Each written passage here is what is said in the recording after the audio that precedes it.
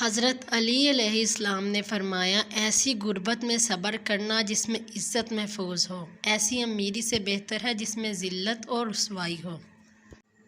بسم اللہ الرحمن الرحیم۔ حضرت علی علیہ السلام نے فرمایا، اگر تم بادشاہ ہو تب بھی اپنے والد اور استاد کے لیے کھڑے ہو جاؤ۔ حضرت علی علیہ السلام نے فرمایا کہ اگر انسان کو تکبر کے بارے میں اللہ کی ناراضگی اور سزا کا علم ہو جائے تو بندہ فقیر اور غریبوں سے ملے اور مٹی پر بیٹھے۔ حضرت علی علیہ السلام نے فرمایا، تم جنت نہ مانگو بلکہ دنیا میں ایسے کام کرو کہ جنت تمہیں مانگے۔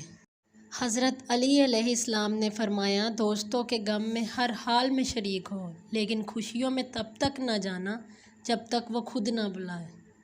حضرت علی علیہ السلام نے فرمایا، انسان کے آنسو اس وقت مقدس ہوتے ہیں جب وہ کسی کی تکلیف کو محسوس کر کے نکلتے ہیں۔ حضرت علی علیہ السلام نے فرمایا، ساری دنیا، سارے لوگ صرف تجھے اپنے فائدے کے لیے چاہتے ہیں، صرف ایک تیرا رب ہے جو تجھے تیرے فائدے کے لیے چاہتا ہے۔ حضرت علی علیہ السلام نے فرمایا، کسی میں عیب تلاش کرنے والے کی مثال اس مکھی کی ہے جو سارا جسم چھوڑ کر صرف زخم پر بیٹھتی ہے۔ حضرت علی علیہ السلام نے فرمایا، ہر انسان سے عزت اور محبت کرے، کیونکہ ہر انسان میں اللہ تعالیٰ کی کوئی نہ کوئی صفت موجود ہوتی ہے۔